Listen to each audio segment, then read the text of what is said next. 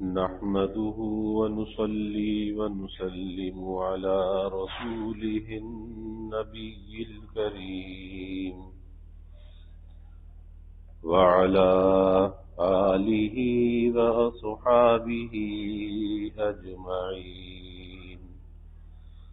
اللهم صل على سيدنا ومولانا محمد وعلى آل سيدنا ومولانا محمد وبارك وسلم صلاة وسلاما كثيرا كثيرا.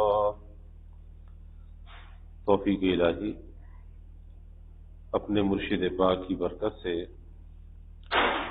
جمعے کی عشاء کی اس نشست میں ہفتے وار امام غزالی رحمۃ اللہ علیہ کی کیمیاء سعادت کا درس چل رہا ہے. اس کتاب کا نواں اصول ہے باب الغرور والنخوت، کبر اور نخوت کے بارے میں. گزشتہ جمعے تکبر کے مدارج پر بات چل رہی تھی کہ اس تکبر کے درجے کون کون سے ہیں. جس میں سب سے بدترین تکبر وہ ہے جو خدا اور اس کے رسول کے ساتھ کیا جائے، جیسے نمرود، فرعون، ابلیس، یا جیسے دوسرے خدائی کے دعوے دار، انہوں نے تکبر کیا، اللہ اور اس کے رسول سے تکبر کیا، اور یہ سب سے بدترین تکبر ہے. آج تکبر کے اسباب کیا ہیں؟ یہ تکبر جیسا اتنا خطرناک رذیلہ جو تمام خرابیوں کی جڑ ہے، تو یہ انسان کے اندر پیدا کس طرح سے ہوتا ہے، اس کے اسباب کیا ہیں؟ فرماتے ہیں کہ دوسروں کے مقابل میں اپنے کو ایسی صفات کا حامل سمجھنا کہ سوائے خود کے دوسروں میں نہ ہو، یہ تکبر کہلاتا ہے. یعنی انسان ہے، اللہ نے انسان کو بہت سی خوبیوں سے نوازا ہے، بہت سی صلاحیتوں سے نوازا ہے، بہت سے کمالات ہیں جو انسان کے اندر ہوتے ہیں. اب انسان یہ سوچے کہ یہ میرے اندر جو خوبی ہے، کمال ہے، کوئی ہنر ہے، تو یہ میری کوئی ذاتی چیز ہے، اور اپنے کو اس سے آراستہ سمجھے اور دوسروں کو اس سے خالی سمجھے. بس میں ہوں، میرے پاس ہی ہے، اور تو کسی کے پاس یہ چیز ہے نہیں. تو یہ چیز جو ہے تکبر کہلاتی ہے. اور یہ تکبر امام غزالی رحمۃ اللہ علیہ فرماتے ہیں کہ 7 صورتوں میں پیدا ہوتا ہے، یعنی 7 اس کے اسباب ہیں کہ جس کی وجہ سے تکبر پیدا ہوتا ہے. پہلے نمبر پر فرمایا کہ آدمی جب فارغ التحصیل ہوتا ہے تو دوسروں کو جاہل سمجھنے لگتا ہے. یعنی عالم بن گیا، اللہ تعالیٰ نے علم کے نور سے سرفراز کیا، علم کے نور سے اس کے سینے کو منور کیا، لیکن اس کی کیفیت یہ ہے کہ یہ دوسروں کو جاہل سمجھنے لگا، اپنے کو بڑا عالم فاضل سمجھنے لگا، اور خلق خدا کے ساتھ حقارت کا، اہانت کا برتاؤ کرنے لگا. اور وہ سوچتا ہے کہ بغیر میرے احکامات کے یہ لوگ کیوں کوئی اقدام کرتے ہیں، یعنی ہر بات مجھ سے پوچھ کے کرنی چاہیے. اب یہ ایک دعویٰ ہے، اپنے کو اس بات کا اہل سمجھنا ہے. حالانکہ علم کی حقیقت یہ ہے کہ انسان کے اندر خشیت ہونی چاہیے، اور خشیت جب ہوتی ہے جب آدمی میں عاجزی ہوتی ہے، تواضع ہوتی ہے. اور یہاں تکبر کی وجہ سے اسے اس بات کا برا لگتا ہے کہ یہ لوگ مجھ سے پوچھ کر کیوں کام نہیں کرتے، بغیر میری مرضی کے کیسے کام کرتے ہیں. تو بھائی کائنات کا نظام ہے، پورا کارخانہ عالم ہے، چل رہا ہے، اور اللہ تعالیٰ اس کارخانہ عالم کو چلا رہے ہیں. تو اب اللہ تعالیٰ چلانے والے ہیں، تو آپ کون ہوتے ہیں اس بات کے اندر دخل اندازی دینے والے کہ جی میں مجھ سے پوچھ کر کوئی کام کیوں نہیں کرتے.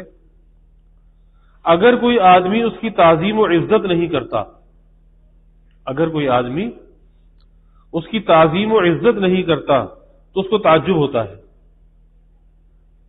اپنے علم کے احسانات لوگوں پر رکھنا چاہتا ہے، اپنے علم کے احسانات لوگوں پر رکھنا چاہتا ہے، یعنی گویا کہ اپنے کو اس بات کا اہل سمجھتا ہے کہ لوگ میری عزت کریں، میرا احترام کریں، میری تعظیم کریں، مجھے عزت کی جگہ پر بٹھائیں، میری آہو بھگت ہو، یہ ساری چیزیں وہ چاہتا ہے، اور اپنا احسان لوگوں پہ رکھنا چاہتا ہے، لوگوں کو زیر بار رکھنا چاہتا ہے، دوسروں کو نصاحت کرتا ہے، اپنے کو انتہائی نیک خیال تصور کرتا ہے، دوسروں کے متعلق یہ خیال ہوتا ہے کہ یہ میری ہی دعاؤں سے نجات پا سکیں گے. تو یہ سارا کیا ہے؟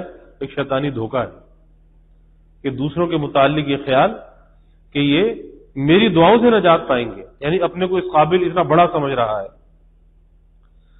حضور نبی کریم صلی اللہ علیہ وسلم نے ارشاد فرمایا، آفت العلم خیلا، یعنی علم کے لیے سب سے بڑی آفت اپنے کو بزرگ جاننا ہے.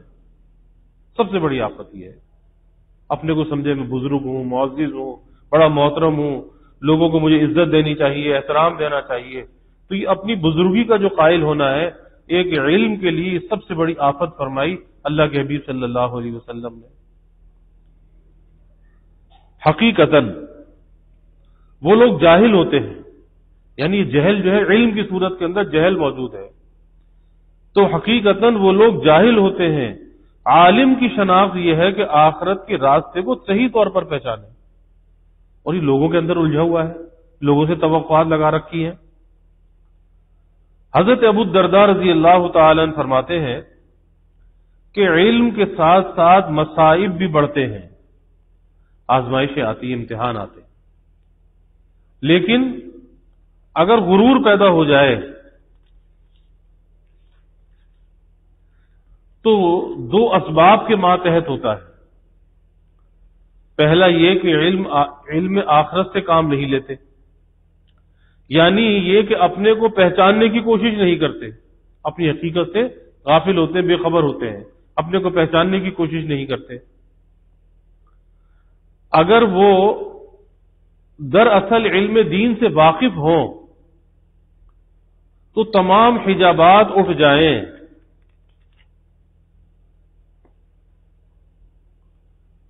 اور ان پر پوشیدہ چیز نظر آنے لگے، اس کے بعد ان میں عاجزی کی شان پیدا ہو جائے. لیکن علم طب، نجوم، علم لغت کے حصول کے بعد خامخواہ غرور و تکبر پیدا ہو جاتا ہے. یعنی وہی بات کہ بھئی علم کی جو حقیقت ہے وہ تو خشیت ہے، کہ جب علم آئے تو اللہ کی معرفت بھی بڑھ جائے، وہ علم اللہ کی پہچان کا ذریعہ بنے، اللہ کی معرفت کا ذریعہ بنے، اور جتنی اللہ کی پہچان اور معرفت بڑھے گی اتنی خشیت اس کے اندر بڑھے گی، اور جتنی خشیت اس کے اندر بڑھے گی اس کے اندر عاجزی بڑھے گی، انکساری بڑھے گی، تواضع پیدا ہوگی، اور وہ اپنے کو بالکل ایک لا شے سمجھے گا. وہ یہ سمجھے گا میری کوئی حقیقت نہیں ہے، اپنے کو بالکل ایک ناکارہ سمجھے گا، نکما سمجھے گا، اور یہی کہے گا میں کسی قابل نہیں ہوں. تو یہ اس علم کی شان ہے جو اس کے اندر نظر آئے گی. لیکن جہاں اس کا عکس نظر آئے، جہاں پہ دعویٰ نظر آئے، جہاں پہ لوگوں کے اندر عزت اور احترام کا چاہنا نظر آئے، اور اپنی بزرگی کا خیال اندر موجود ہو کہ جی میں بڑا معزز، میں بڑا محترم، اور لوگ تو میری دعا سے نجات پائیں گے، یہ پھر جہل ہے، وہ جہل کے اندر مبتلا ہے.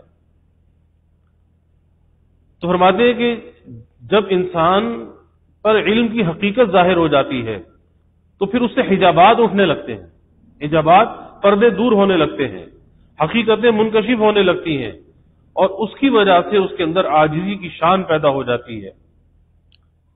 لیکن بہت سے علم ایسے ہیں جن کو فنون بھی کہا جا سکتا ہے، طب ہے، نجوم ہے، علم لغت ہے، اس کے حاصل کرنے کے بعد خواہ لوگوں کے اندر غرور و تکبر پیدا ہوتا ہے.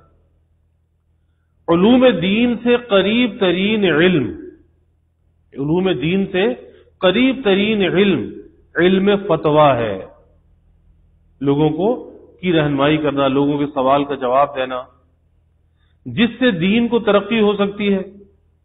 لیکن یہ علم بھی دنیاوی علم ہے، لیکن مسلمانوں کے لیے اصلاح کا کام کرتا ہے، لہذا اس پر صرف اکتفا کرنے سے تکبر اور غرور پیدا ہوگا.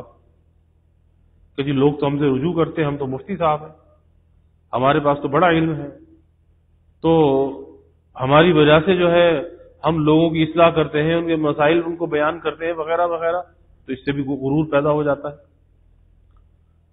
علماء وقت کو ذرا غور سے دیکھو تو معلوم ہو جائے گا کہ وہ لوگ اپنی طہارت اور لمبی چوڑی باتوں سے دوسروں کی ہنسی کا موقع ملتا ہے، دوسروں کی ہنسی کا موقع ملتا ہے۔ وہ علماء زمانہ خود متعصب ہوتے ہیں، ان کے اندر ایک تعصب ہوتا ہے، اور وہ تعصب ایسا ہوتا ہے کہ آپس کے اندر علماء کے درمیان بھی تعصب ہوتا ہے کہ ایک دوسرے کو برداشت کرنے کے لیے آمادہ نہیں ہوتے، اور ویسی ہی باتیں سکھاتے ہیں۔ جب تعصب ہوتا ہے یعنی بجائے اس کے کہ اخلاص ہو، للہیت ہو، کہ بھئی کوئی دوسرا بھی اگر عالم کام کر رہا ہے، بسم اللہ، بہت اچھا کام کرے، اس سے تنگ دل نہیں ہونا چاہیے، خوش دل ہونا چاہیے، اور دعا کرنی چاہیے کہ اللہ اس کے کام میں برکت ڈال دے۔ حکیم الامت حضرت تھانوی رحمۃ اللہ علیہ یہاں تک فرماتے تھے کہ بھئی ہماری بستی کے اندر کوئی اگر ایسا عالم آ جائے کہ جو ہم سے بہتر کام کر رہا ہو یا ہم جیسا بھی وہ کام کر رہا ہو، تو پھر ہم اپنا کام بند کر دیں کہ بھائی ٹھیک ہے تم یہ کام سنبھال لو۔ لیکن آج اگر ایسا ہو تو اس کے خلاف ہو جاتے ہیں، ارے یہ ہمارے قریب کیوں آ گیا، اس نے قریب مدرسہ کیوں بنا لیا، تو اس کے خلاف ہو جاتے ہیں۔ تو اپنی لمبی چوڑی باتوں سے اپنی طہارت، اپنی پاکیزگی ظاہر کرتے ہیں، اور ان کے اندر تعصب ہوتا ہے، علماء زمانہ میں تعصب ہوتا ہے، اور ویسی ہی باتیں سکھاتے ہیں۔ دیکھنے والے بھی انہی کے مطابق دین کا اصل مقصد ان کے احکامات کے بموجب سمجھ لیتے ہیں۔ یعنی ایک عالم جو ہوتا ہے، ایک عالم ہے، مفتی ہے، محدث ہے، مفسر ہے، فقیہ ہے، وہ لوگوں کے لیے رول ماڈل ہوتا ہے، لوگ ان کو دیکھ کر ان کی تقلید کرتے ہیں۔ اب اگر اس کے اندر للہیت ہے، اخلاص ہے، تو لوگوں کے اندر وہ چیز منتقل ہوگی، اور اللہ نہ کرے اس کے اندر کوئی تعصب ہے، کوئی نفسانیت ہے، تو پھر پاس بیٹھنے والوں کے اندر وہی چیزیں منتقل ہوں گی۔ تو وہ بات یہاں پہ فرما رہے ہیں کہ دیکھنے والے بھی انہی کے مطابق دین کا اصل مقصد ان کے احکامات کے بموجب سمجھ لیتے ہیں۔ یہ سب باتیں عوام میں کبر، حسد اور نخوت پیدا کرتی ہیں۔ دوسرا سبب یہ ہوتا ہے کہ اگر کوئی آدمی علم تفسیر، علم اخبار یا سیرت وغیرہ پڑھتا ہے، یا مثلا یہ کہ موجودہ کتاب کیمیائے سعادت یا احیاء العلوم کا مطالعہ کرے، اور اس کے بعد بھی غرور پیدا ہو جائے، یعنی ایسی کتابوں کا مطالعہ کرنے کے بعد بھی غرور پیدا ہو جائے، تکبر پیدا ہو جائے، تو وہ اس وجہ سے ہوگا کہ اس کا ضمیر اور باطن برا ہے، اندر سے باطن برا ہے۔ کہ کھانے کا برتن جس میں کھانا پکایا جاتا ہے، اگر وہ میلا کچیلا ہو، آلودہ ہو، اور اس میں کھانے کے اچھے اجزاء ڈال دیے جائیں، قیمتی اجزاء ڈال دیے جائیں، برتن صاف نہ ہو، تو کیا ہوگا؟ اس اچھے اجزاء کا بھی ستیہ ناش ہو جائے گا، وہ بجائے خوشبو دینے کے بدبو دینے لگیں گے، تعفن آ جائے گا۔ کیوں؟ کہ وہ جو ظرف تھا نا، وہ ظرف صاف نہیں تھا۔ تو اسی طرح جس کا یہ انسان کا جو دل ہے نا، یہ بھی ایک ظرف ہے، ایک برتن ہے۔ تو اگر اس دل کو صاف کیے بغیر مظروف اس کے اندر ڈال دیا، اور چاہے وہ مظروف بہت قیمتی ہے لیکن ظرف اندر سے صاف نہیں ہے، تو مظروف کو بھی خراب کر دے گا۔ تو کیا نتیجہ ہوگا کہ عوام کے اندر بھی حسد، بغض، تکبر، نخوت، یہ چیزیں پیدا ہو جائیں گی۔ تو اگر اچھی چیزوں کا مطالعہ کر رہا ہے اور لیکن اس سے غرور پیدا ہو رہا ہے، مثلا اسی کتاب کا جیسے کیمیائے سعادت ہے، یا امام غزالی کی احیاء العلوم ہے، اس میں تو اچھی کام کی باتیں لکھی ہوئی ہیں، اصلاح کی ہدایت کی باتیں لکھی ہوئی ہیں، لیکن اس کو پڑھ کر کوئی آدمی بھٹک جائے، غرور پیدا ہو جائے، پھر اس کے اندر کی خرابی ہے، اس کا باطن اندر سے خراب ہے، یعنی اندر کا جو ظرف ہے نا، وہ ظرف میلا کچیلا ہے، وہ آلودہ ہے، اسے ظرف کو صاف کرنا چاہیے، باقی باہر کی اور چیزیں سب صحیح ہیں۔ وہ صرف اس کو پڑھ کر لوگوں میں اپنے کو بلند کرنا چاہتا ہے، ایسی چیزوں کو پڑھ کر اپنے کو بلند کرنا چاہتا ہے، اس پر عمل مقصود نہیں ہے۔ علم دراصل آدمی کی طبیعت کا آئینہ دار ہے، علم ایک آئینہ دکھانے والا ہے۔ علم آدمی کی طبیعت کا آئینہ دار ہے، جیسی طبیعت ہوگی ویسے ہی اثر پڑے گا۔ بھئی آئینے کے سامنے جیسا چہرہ لے جاؤ گے وہی تو نظر آئے گا نا۔ تو علم کیا ہے؟ ایک آئینہ ہے، وہ اندر کی تصویر انسان کو دکھا دیتا ہے۔ جیسے آسمان سے پانی ایک طرح کا ہر جگہ برستا ہے، بارش جو برستی ہے، جیسا بارش ہو رہی ہے باہر ہلکی ہلکی، تو آسمان سے کیا ہے؟ پانی ایک جیسا آ رہا ہے، لیکن بیج کے پاس پہنچ کر اس کا ہم جنس پیدا کرتا ہے، یا معدے میں جو دوا پہنچتی ہے اول وہ اس میں خلط ملط ہو کر اس سے متاثر ہوتی ہے۔ یعنی اوپر سے تو بارش برسی، لیکن اب جو زمین کے اندر جیسا بیج ڈالا ہے، تو پانی جب اس بیج کو لگے گا تو جیسا بیج ہے اس کا ہم جنس پیدا ہوگا۔ اگر بیج اچھا ہے تو اچھی فصل لے کر اٹھے گا، اور اگر بیج خراب ہے تو بس ویسی ہی فصل لے کر اٹھے گا۔ تو اس میں بارش کے قطرے کا قصور نہیں ہے، وہ تو پاکیزہ آیا ہے، طاہر طیب آیا ہے، اس کا قصور نہیں ہے۔ اسی طرح دوسری مثال یہ دی کہ معدے میں جو دوا پہنچتی ہے اول وہ اس میں خلط ملط ہو کر اس سے متاثر ہوتی ہے، یعنی اب معدے کے اندر کتنی اصلاح ہے اور کتنا بگاڑ ہے۔ اب معدے کے اندر اگر بگاڑ ہے اور دوا جب اندر جائے گی اور جب اس کے ساتھ خلط ملط ہوگی تو کبھی وہ بگاڑ ایسا ہوتا ہے کہ دوا کے اوپر بھی غالب آ جاتا ہے اور دوا بھی اپنا کام نہیں کر پاتی۔ تو اگر کوئی دوا کو الزام ٹھہرائے کہ بھئی دوا کے اندر کوئی تاثیر نہیں تھی، نہیں، دوا میں تو تاثیر تھی، لیکن آپ کا معدہ بہت بگڑا ہوا تھا، تو اس کی اصلاح کی فکر کرنی چاہیے۔ حضور نبی کریم صلی اللہ علیہ وسلم نے ارشاد فرمایا کہ لوگ تلاوت کلام کرتے ہیں، لیکن بعض لوگوں کے حلق سے نیچے بھی اللہ کا یہ قرآن نہیں اترتا۔ اب کیا مطلب؟ یعنی قرآن پڑھتے ہیں، بڑے الحان کے ساتھ، بڑے لہن کے ساتھ پڑھتے ہیں، لیکن وہ قرآن حلق تک تو رہتا ہے، حلق سے نیچے نہیں اترتا۔ کیوں نہیں اترتا؟ اس لیے کہ اس قرآن پر وہ عمل کرنا نہیں چاہتے، عمل کے دروازے کو نہیں کھولتے، کہ حلق تک رہتا، حلق سے نیچے دل میں نہیں اترتا۔ حالانکہ وہ لوگ، آپ صلی اللہ علیہ وسلم فرماتے ہیں، حالانکہ وہ لوگ بظاہر دوسروں کے سامنے دعویٰ کرتے ہیں کہ ہم سے زیادہ کوئی تلاوت قرآن نہیں کرتا۔ یہ ارشاد فرما کر صحابہ کی طرف دیکھا، آپ صلی اللہ علیہ وسلم نے صحابہ کی طرف دیکھا اور فرمایا کہ تم ہی لوگوں میں سے ایسے لوگ بھی ہو سکتے ہیں کہ جن کے حلق سے نیچے قرآن نہ اترے، تم میں سے ایسے لوگ بھی ہو سکتے ہیں۔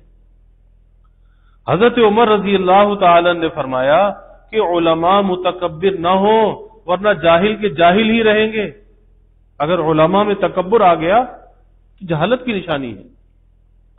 حضور نبی کریم صلی اللہ علیہ وسلم نے عاجزی کا حکم دیا ہے، وَاغْفِضْ جَنَاحَكَ لِمَنِ اتَّبَعَكَ مِنَ الْمُؤْمِنِينَ، اور اسی وجہ سے صحابہ غرور سے ڈرتے تھے، تکبر سے ڈرتے تھے۔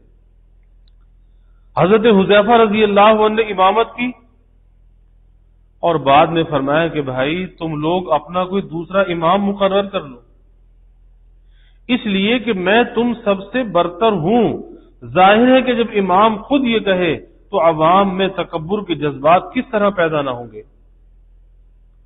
عام طور پر علماء ایسی ہی باتیں کرتے ہیں کہ دوسروں پر اپنے روب کا اظہار کر کے اپنی قابلیتوں کو منوانا چاہتے ہیں۔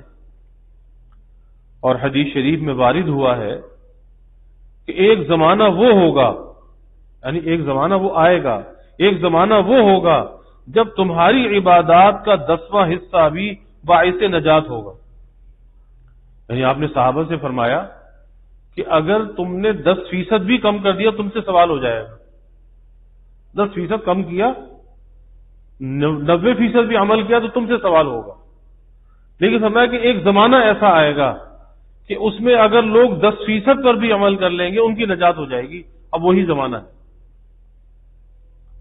تو اس کا مقصد یہی ہے کہ غرور اور ظاہر داری بڑھ جائے گی، خلوص سے عبادت کرنے والے کم ہوں گے، دل میں عاجزی رکھنے والے کم ہوں گے، عبادت میں خلوص نہ رہے گا، اور اب وہی زمانہ ہے۔ اور یہ تو آج سے کئی سو سال پہلے امام غزالی فرما رہے، آج تو اور انحطاط آ چکا ہے کہ اب وہی زمانہ ہے کہ تھوڑی سی عبادت خلوص کے ساتھ باعث نجات ہو جاتی ہے. لیکن شرط کیا ہے؟ خلوص ہونا چاہیے، اخلاص. اور اخلاص کا تعلق کہاں سے؟ وہ دل سے ہے کہ دل پر محنت ہونی چاہیے، دل بنا ہوا سمرا ہوا ہونا چاہیے. بس وہ تھوڑی سی عبادت اخلاص کے ساتھ کی جائے وہ باعث نجات ہو جائے گی. اس لیے پرخلوص عالم، ایسا عالم جس کے اندر خلوص ہے، اخلاص ہے، پرخلوص عالم بیچارہ انتہائی محنتوں کے بعد بھی لوگ اس کا ساتھ نہیں دیتے اور وہ لوگوں سے توقع بھی نہیں رکھتا، لوگوں کے اندر بڑا بننا بھی نہیں چاہتا، اور لوگ بھی کہتے ہیں بس ٹھیک ہے یہ بھی ایسے ہی ہوگا. یہ پہلا سبب تھا غرور کا. دوسرا سبب غرور پیدا ہو جانے کا یہ ہوتا ہے کہ آج کل کے زاہد، صوفی اور عابد، زاہد کہتے ہیں تارک دنیا، جسے دنیا کو چھوڑ دیا ہو. صوفی کہتے ہیں کہ دنیا کی محبت سے جو خالی ہو، اور عابد عبادت گزار، عبادت کرنے والا. تو فرماتے آج کل کے زاہد، صوفی اور عابد سب ہی ظاہر دار ہیں، سب ہی ظاہر دار ہیں. یعنی جو کچھ کر رہے ہیں، عبادت کر رہے ہیں یا کوئی زہد اختیار کیا ہے، تو اس کے اندر باطنی اور روحانی طور پر کچھ موجود نہیں ہے، وہ سب ظاہر داری ہے. بعض تو دوسروں کو اپنی مجلس میں آنا بھی پسند نہیں کرتے. اس کا مقصد یہ ہے کہ اپنے علوم کا دوسروں پر احسان رکھتے ہیں، اپنے کو ناجی اور دوسروں کو ناری سمجھتے ہیں کہ نجات والے ہم ہیں اور دوسرے تو آگ میں جانے والے ہیں. اگر کوئی ان کی مخالفت کرے اور اس مخالفت پر اتفاق سے کوئی افتاد پڑ جائے، اس مخالف پر کسی نے مخالفت کر دی، بیچارہ کسی پریشانی میں آ گیا، تو وہ برسر عام اپنی کراہت سے کہتے ہیں کہ یہ شخص میری دعاؤں کی وجہ سے مقہور ہوا ہے. اتنی بڑائی کہ کسی نے مخالفت کر دی اور بیچارے پر کوئی افتاد آ گئی، پریشانی آ گئی، تو کہتے ہیں کہ، اور برسر عام یہ کہتے ہیں، اپنی کراہت کا اظہار کرتے ہیں کہ دیکھو ہمیں ایسے کہا تھا، بس ہماری بد دعا اس کو لگ گئی، اس کی وجہ سے قہر آ گیا اللہ کا اس پر. ڈرنے کا مقام. سرکار رسالت مآب صلی اللہ علیہ وسلم کا حکم ہے،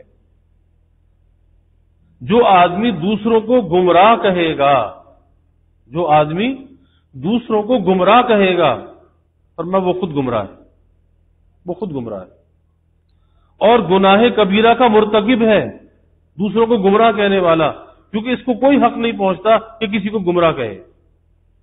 بھئی گنہگار وہ کس کا؟ اللہ کا گنہگار ہے نا، تو اللہ نے تو توبہ کا دروازہ کھولا رکھا ہے. پھر آپ کون ہوتے اس کے ساتھ حقارت کا برتاؤ کرنے والے، نفرت کا اظہار کرنے والے؟ جب اللہ اس کے عیب کو چھپاتا ہے، اللہ اسے پر ستاریت کی چادر ڈالتا ہے، تو بس پھر آپ بھی اس سے حسن ظن رکھو، نیک گمان رکھو.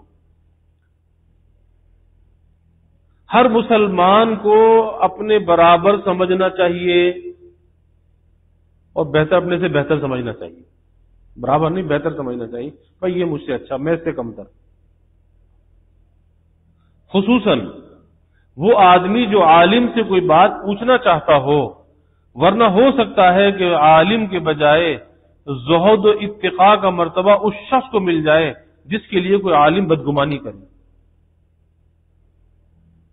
یعنی کوئی آدمی کسی عالم سے بات پوچھنا چاہتا ہے اور عالم اس کے ساتھ حقارت کا برتاؤ کرتا ہے، تو بات اس بات کا اندیشہ ہے، خدشہ ہے کہ اس عالم کے اندر جو زہد اور اتقاء ہے، تقوی ہے، اللہ وہ اس آدمی کو دے دے اور کس وجہ سے؟ اس کی بدگمانی کی وجہ سے اس عالم کو خالی کر دے. جیسے غالباً موسیٰ علیہ السلام کا یا عیسیٰ علیہ السلام کا واقعہ ہے کہ ایک، بلکہ یہ واقعہ آگے آ گیا کہ بنی اسرائیل میں ایک بہت بڑا عالم تھا. ایک دن تمازت آفتاب میں ایک بادل کا ٹکڑا اس پر سایہ کیے ہوئے تھا.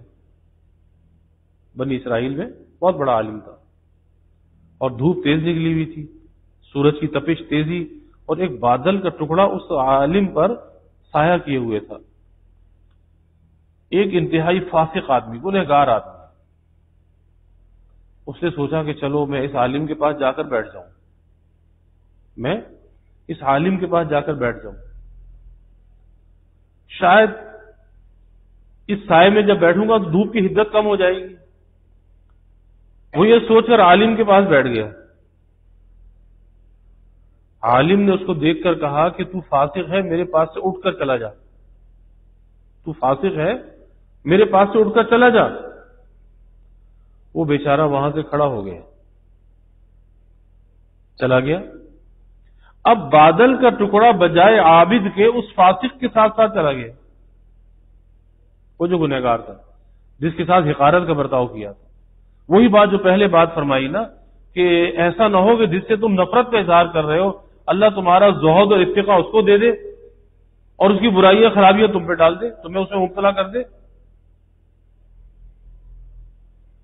اور اس وقت کے جو پیغمبر تھے، اس پیغمبر وقت پر وہی نازل ہوئی کہ ان دونوں سے کہہ دو اب پھر نئے سرے سے اعمال کریں، نئے سرے سے. کیوں؟ اس لیے کہ عابد کی عبادت اس کے کبر کی وجہ سے چھین لی گئی، زیرو ہو گیا. عابد کی عبادت اس کے کبر کی وجہ سے چھین لی گئی، اور فاسق کے گناہ ہمارے اوپر ایمان رکھنے کی وجہ سے بخش دیے گئے. وہ تو بیچارہ محبت سے گیا تھا نا، چلو اس عالم کے پاس بیٹھوں گا، تو اس کے گناہ بخش دیے گئے. تو ادھر اس کی عبادت ختم، وہ بالکل زیرو، ادھر اس کے گناہ ختم، اس کے گناہ زیرو. کسی آدمی نے ایک عالم وقت کی گردن پر پیر رکھ دیا، اس نے کہا خدا کی قسم تو ہرگز نہیں بخشا جا سکتا. قسم کھا کر کہا خدا کی قسم تو ہرگز نہیں بخشا جا سکتا. چنانچہ پیغمبر وقت پر وہی نازل ہوئی کہ اس عالم سے کہہ دو کہ تو صرف قسم کھا کر ہم کو خریدنا چاہتا ہے. ایسا ہرگز نہ ہوگا، ایسا ہرگز نہ ہوگا. اکثر کفار نے حضور نبی کریم صلی اللہ علیہ وسلم پر ظلم کیے، کیسی کیسی ایذائیں اور تکلیفیں پہنچائیں آپ صلی اللہ علیہ وسلم کو، لیکن ان میں سے کوئی قصاص نہیں لیا گیا، کسی سے آپ نے بدلہ نہیں لیا، اور نتیجے میں ان میں وہ لوگ مسلمان بھی ہوئے، ان کا ایمان بھی قبول کر لیے. جاہل عابد اپنے کو ایسا ہی سمجھتے ہیں، لیکن معارف ہمیشہ دوسروں کی تکلیف کو بھی اپنا خیال کرتے ہیں. چنانچہ حضرت عمر رضی اللہ تعالی عنہ نے باوجود اتنے اخلاص کے ایک بار دریافت کیا، اے حذیفہ تم مجھ میں نفاق کی کون سی بات دیکھتے ہو؟ مسلمان کی شان یہ ہونا چاہیے کہ اپنے میں نفاق کا اندیشہ ہے. کون ہے؟ امیر المومنین سیدنا عمر رضی اللہ تعالی عنہ.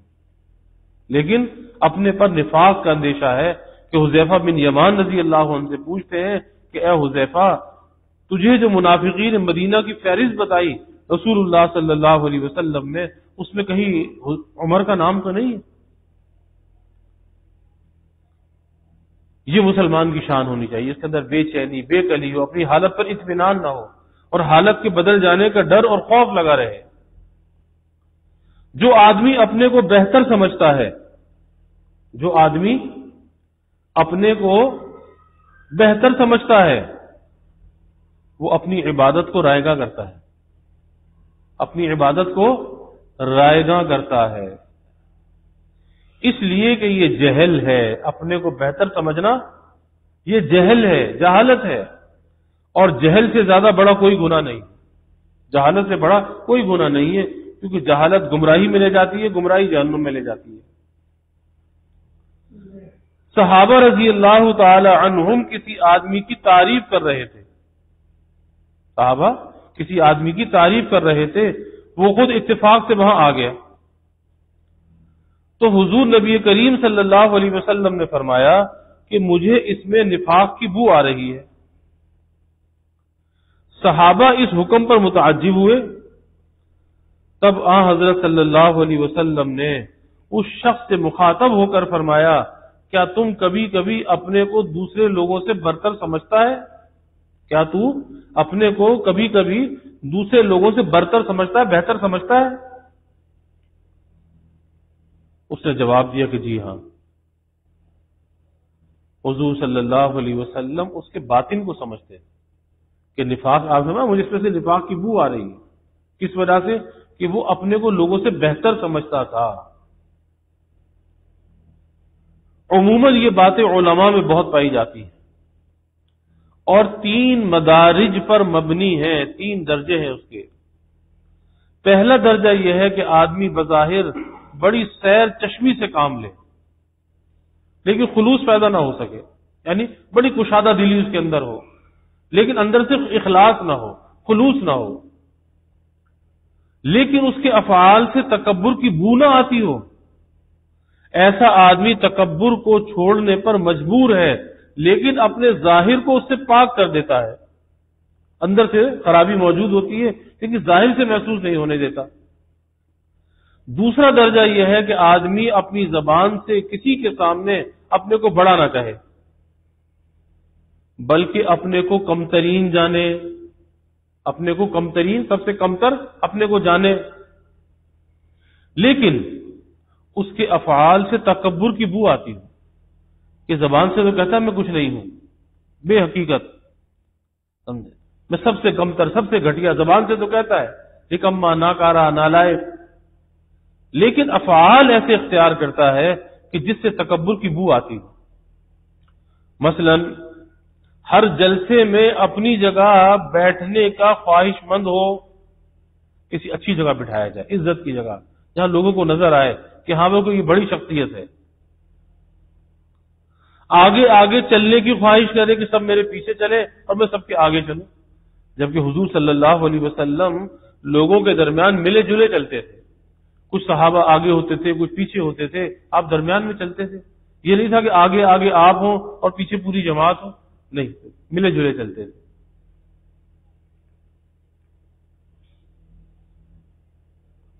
اور ہر وقت غصے میں رہنے کو ظاہر کرے، یعنی کوئی بات پوچھے سختی سے جواب دے، غصے سے جواب دے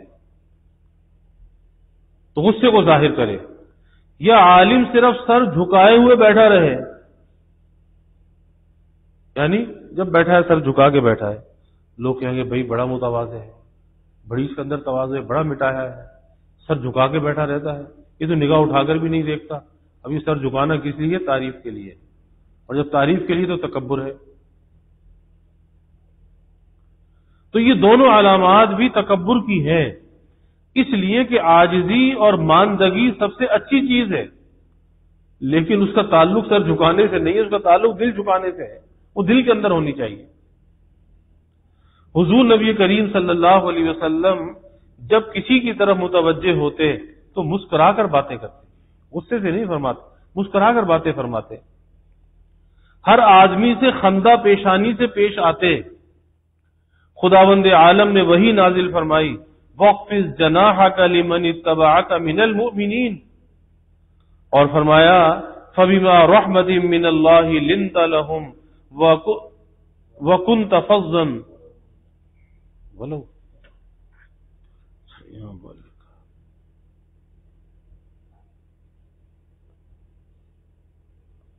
وَلَوْ كُنْتَ فَظًّا غَلِيظَ الْقَلْبِ لَانفَضُّوا مِنْ حَوْلِكَ، یعنی اے محمد صلی اللہ علیہ وسلم، خداوند عالم تمام رحمتوں کے من جملہ یہ بھی ایک رحمت تم پر تھی کہ تم لوگوں سے عاجزی اور خندہ پیشانی سے ملتے تھے، یعنی اللہ کی بے شمار رحمتیں آپ پر تھی، اس میں یہ بھی اللہ کی رحمت تھی کہ آپ لوگوں سے عاجزی سے اور خندہ پیشانی سے ملتے تھے، تو اللہ کہہ رہا ہے یہ ہماری تم پر رحمت تھی، اور لوگ تمہاری اس عادت کی وجہ سے نفرت نہ کرتے تھے۔ تیسرا سبب غرور کا یہ ہے کہ وہ زبان سے اپنی برتری کا اظہار کرے، یعنی پہلے جو 2 سبب گزرے اس میں زبان سے اظہار نہیں ہے، لیکن یہاں زبان سے اظہار کرے۔ مثلا عابد، عبادت گزار، دعویٰ کرے کہ میں سب سے زیادہ عبادت کرتا ہوں، تہجد سب سے زیادہ پڑھے، روزہ سب سے زیادہ رکھے، نمازیں سب سے زیادہ پڑھے، وہ صرف اس لیے، اللہ کے لیے نہیں کہ لوگ میرے مقابل کیا ہیں، میں لوگوں سے زیادہ کام کرنے والا ہوں، یعنی عمل کر کے دعویٰ پیدا ہو جائے اس کے اندر۔ عالم اپنے علم کو سب سے افضل سمجھے اور کسی دوسرے عالم کو نگاہ میں نہ لائے، مناظرے اور مباحثے میں صرف مخالف کو شکست دینے کی فکر ہو، گفتگو میں بھاری بھرکم الفاظ استعمال کرے، ہر وقت احادیث سناتا رہے، یہ تمام باتیں آج کل کے عابد اور عالموں میں پائی جاتی ہیں۔ لیکن اگر وہ اس حدیث سے باخبر ہے کہ اگر کسی کے دل میں ایک حبے کے برابر بھی غرور ہے، رائی کے دانے کے برابر، ایک حبے کے برابر، تو آپ صلی اللہ علیہ وسلم نے فرمایا کہ وہ جنت میں نہ جا سکے گا۔ اتنا خطرناک یہ رذیلہ ہے کہ رائی کے دانے کے برابر بھی تکبر ہوگا، تو فرمایا کہ جنت میں نہیں جا سکے گا۔ تو اس کے خوف سے پھر تکبر نہیں کرے گا۔ اگر اس بات کو سوچ لے اس تکبر کا انجام کیا ہے کہ ذرہ برابر بھی دل میں تکبر ہے، جنت میں نہیں جائے گا، اور خداوند عالم کا مخاطب بن جائے گا کہ اے میرے خاص بندے، اگر تو اپنے خیال میں عاجز ہی ہے تو میرے خیال میں بڑی عزت رکھتا ہے، میرے خیال میں بڑی عزت رکھتا ہے۔ تیسرا درجہ تکبر کا یہ ہے، یہ تکبر کے 7 درجوں پر بات چل رہی ہے کہ آدمی حسب و نسب میں اپنے کو اونچا سمجھے، حسب نسب میں، یہاں تک کہ حضرت علی کی اولاد یعنی سادات میں سے سمجھے، یا بادشاہوں کے بیٹے دوسروں کو اپنے مقابلے میں کم ہی سمجھتے ہیں، چاہے وہ عالم و عابد ہی کیوں نہ ہو، یعنی بادشاہ کی اولاد ہے لیکن سامنے والا بڑا عالم ہے، لیکن سمجھتے ہیں کوئی کچھ بھی نہیں ہے کیونکہ ہم بادشاہ کی اولاد ہیں، ہم شہزادے ہیں۔ بعض لوگ زبان سے ظاہر نہیں کرتے بلکہ غصے کے وقت بے قابو ہو جاتے ہیں اور کہہ دیتے ہیں کہ تم اپنے خاندان کو سمجھو اور شرماؤ، یعنی ایک تانا مار دیتے ہیں کہ اپنے خاندان کو دیکھو تم کون ہو۔ حضرت ابو ذر غفاری رضی اللہ عنہ نے کسی شخص کو ایک دن حبشی کہہ دیا، ایک شخص کو حبشی کہہ دیا، تو حضور صلی اللہ علیہ وسلم نے ارشاد فرمایا، ناراضگی کا اظہار فرمایا اور فرمایا کہ اپنے سے باہر نہ ہو، یعنی اپنے آپے کے اندر رہے، اپنے آپے سے باہر نہ ہو، اس لیے کہ کسی خوبصورت کو کسی بدصورت آدمی پر کوئی فوقیت نہیں۔ فرماتے کہ میں اس بات سے ڈرا اور لپٹ کر اس سے کہا، جس کو حبشی کہا تھا، لپٹ کر اس سے کہا کہ تو اپنا پیر میرے سینے پر رکھ تاکہ اپنا بدلہ تو لے سکے۔ ایک بار حضور نبی کریم صلی اللہ علیہ وسلم کے سامنے 2 آدمی غرور کی باتیں کر رہے تھے کہ میں فلاں ہوں اور تو کیا ہے، تو حضور نبی کریم صلی اللہ علیہ وسلم نے فرمایا کہ حضرت موسیٰ کے وقت میں بھی ایک شخص نے غرور کیا تھا، تو خداوند عالم نے وہی نازل فرمائی کہ اے موسیٰ ان سے کہو کہ اس کے 9 آدمی تو دوزخ میں جل گئے تکبر کی وجہ سے، اور 10واں وہ باقی ہے، لہذا دوزخ میں جانے والوں کے متعلق کوئی ذکر نہ کرو، نہ ان پر فخر کرو، وہ تو دوزخ میں جل رہے اور تم یہاں پہ فخر کر رہے ہو۔ چوتھا سبب تکبر کا یہ ہے کہ اپنے حسن و جمال کو اچھا سمجھے، اپنی خوبصورتی، اپنا حسن و جمال، اور یہ عموماً یہ مرض عورتوں میں ہوتا ہے۔ حضرت عائشہ صدیقہ رضی اللہ عنہا نے ایک عورت کے لیے فرمایا کہ یہ کوہتا قد ہے، ہاتھ کے اشارے سے فرمایا وہ جو چھوٹے قد والی۔ حضور نبی کریم صلی اللہ علیہ وسلم نے فرمایا کہ عائشہ تم نے تکبر کیا، یعنی ہاتھ کے انداز سے بھی کوئی ایسا کام نہیں کرنا چاہیے، نہ ایسا انداز اختیار کرنا چاہیے کہ جس سے دوسرے کی کوئی حقارت ظاہر ہوتی ہو۔ اور یہاں تک آپ نے فرمایا کہ عائشہ تمہاری زبان سے ایسا کلمہ نکلا ہے کہ اگر اس کلمے کو سمندر میں ڈال دیا جائے، سمندر بھی اس کی تلخی سے تلخ ہو جائے، بدبودار ہو جائے۔ 5واں سبب یہ ہوتا ہے کہ اپنے مال پر غرور کیا جائے کہ مالدار آدمی ہے، مال پہ غرور کرے، اور دوسروں سے یہ کہے کہ میں تیرے مقابل اتنا پیسے والا ہوں۔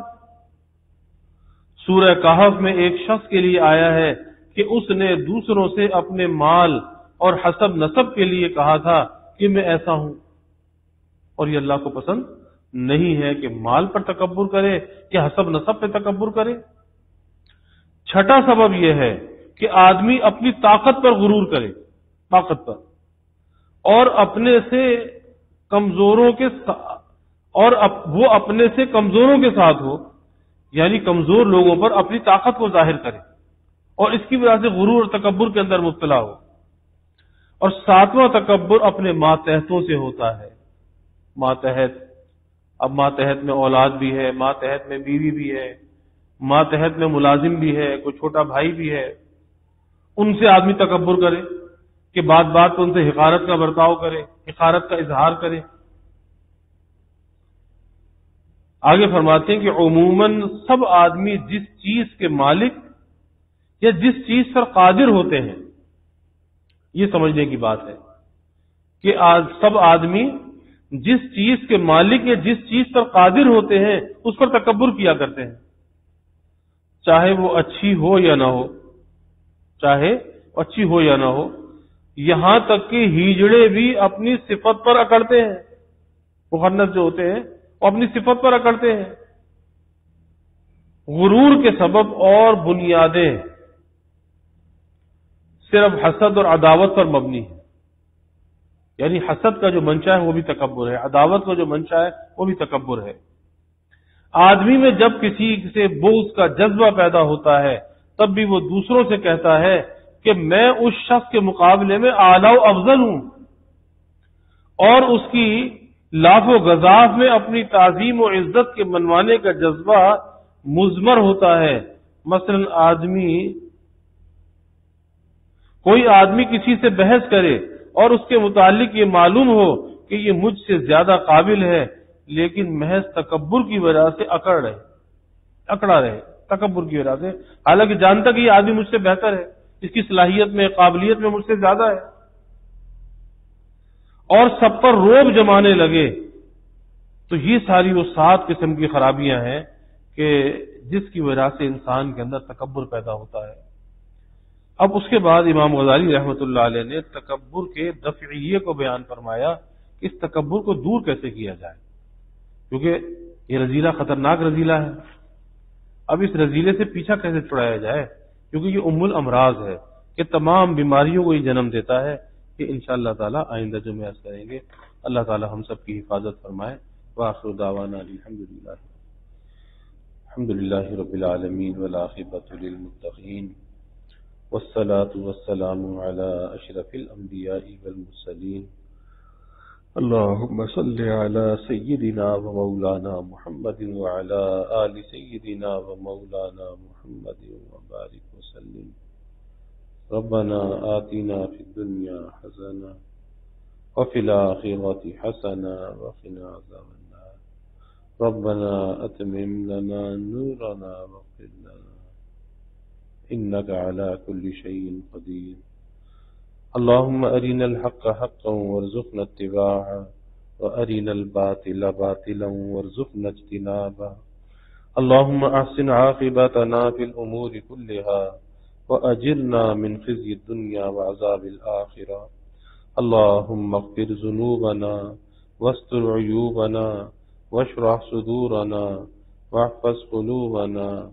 ونور قلوبنا ويسر أمورنا وحسن مرادنا وتمم تقصيرنا اللهم نجنا مما نخاف يا حفي الألطاف اللهم إنا نسألك العفو والعافية والمعافاة الدائمة في الدين والدنيا والآخرة والفوز بالجنة والنجاة من النار اللهم إنا نسألك من خير ما سألك منه نبيك سيدنا محمد صلى الله عليه وسلم ونعوذ بك من شر ما استعاذك منه نبيك سيدنا محمد صلى الله عليه وسلم وأنت المستعان وعليك البلاغ ولا حول ولا قوة إلا بالله وجزى الله عنا محمدا صلى الله عليه وسلم ما هو أهله وصلى الله تعالى وسلم على النبي الكريم آمين برحمتك يا